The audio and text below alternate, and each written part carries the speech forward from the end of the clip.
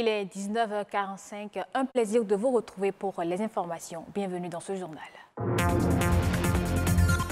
Bien sauvegarder vos données, c'est le thème de la journée mondiale de la sauvegarde des données informatiques de cette année. Comment et pourquoi protéger ces données personnelles, c'est à suivre dans cette édition.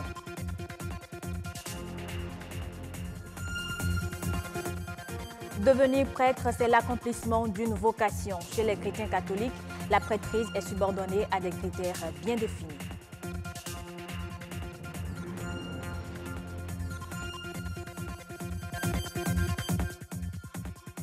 Et puis demain, c'est la fête de Pâques, grand moment de réjouissance chez les chrétiens catholiques. Déjà à la veille, les préparatifs vont bon train.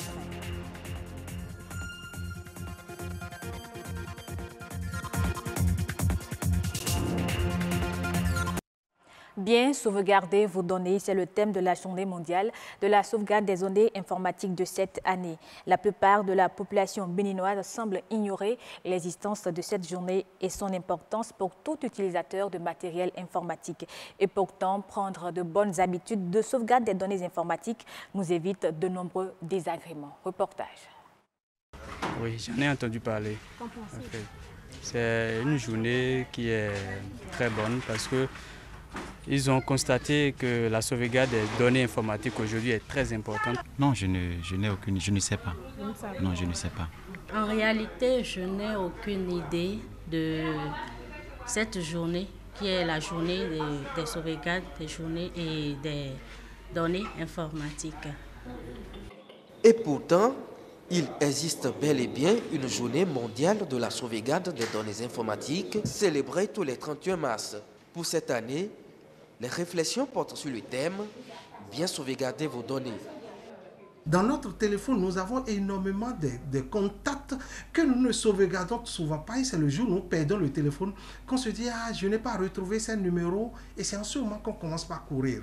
Donc aujourd'hui, cette journée, c'est pour nous éveiller. C'est pour faire de l'information, de l'éducation, de la communication dans le sens de la sauvegarde des données. Parce que les données constituent aujourd'hui, les données numériques constituent aujourd'hui véritablement la vie de l'homme. En 2017, 29% des pertes de données sont d'origine accidentelle et 30% des internautes n'ont jamais réalisé une sauvegarde de leurs données. En cas d'incendie, de défaillance matérielle, de vol ou de piratage, sauvegarder ces données informatiques permet de les réactualiser.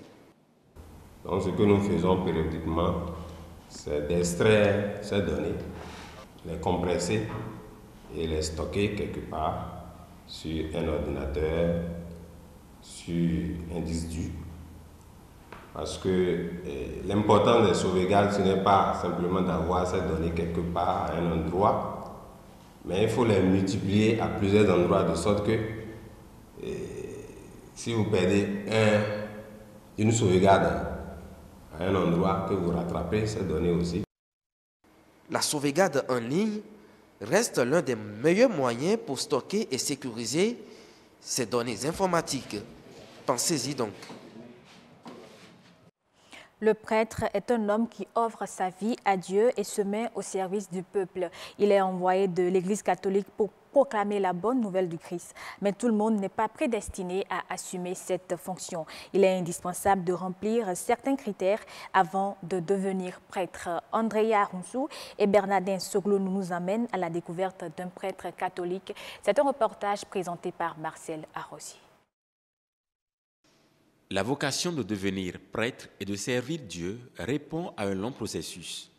Elle est acquise dès le bas âge à l'aune des séances de prière, d'adoration et de la vie communautaire sous la houlette d'un membre du clergé.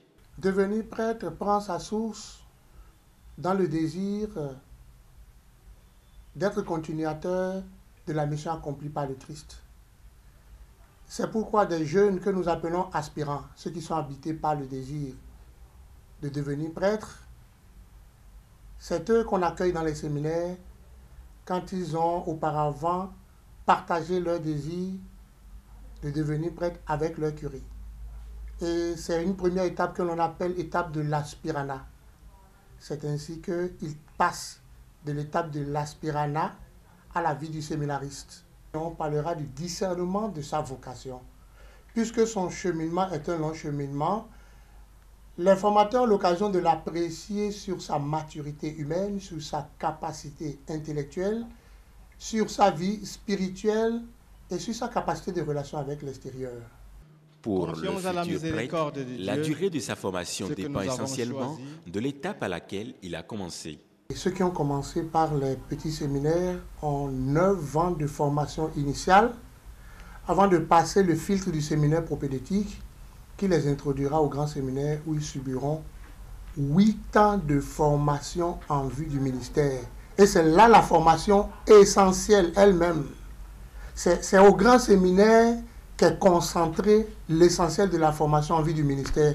Il est traditionnellement requis par les tests et autres lois régissant le processus de porter la soutane, l'âge minimum de 25 ans au plancher et 75 ans au plafond pour jouir de ses droits. Le prêtre est par définition un ancien. Un ancien a besoin quand même d'un minimum de sagesse. C'est pourquoi aujourd'hui, on ne peut pas devenir prêtre quand on n'a pas au moins 25 ans, 25-27 ans au minimum. Car le prêtre, il est pasteur et il a toujours la charge des âmes. C'est une vie difficile, mais passionnante. Elle est difficile, extrêmement difficile. Il y a donc lieu de les encourager vivement et de les accompagner dans cette marche. Il y a lieu surtout de les aider à faire un bon discernement, car il ne sert à rien de devenir prêtre si être prêtre n'est pas le lieu de son épanouissement. C'est donc du long processus fait d'études théoriques et pratiques aux extraits des principes canons de la théologie chrétienne et de l'exégèse que se forge le statut du prêtre, appelé à distiller dans l'opinion la parole de Dieu et les bonnes pratiques du fidèle chrétien catholique. On reste avec l'Église catholique. La Pâque est un moment de réjouissance aussi bien dans les églises que dans les familles. Malheureusement, cette année, peu de personnes se sont rendues dans les marchés pour s'approvisionner. C'est le constat fait par Mathieu Sokenou et Agnat Belot. Vendeurs et vendeuses fidèles à leur poste, derrière leurs étalages. Des produits maraîchers, des tubercules d'yam, des céréales, du poisson. Il y en avait pour tous les goûts au marché Begama, mais très peu d'acheteurs en cette veille pascale. «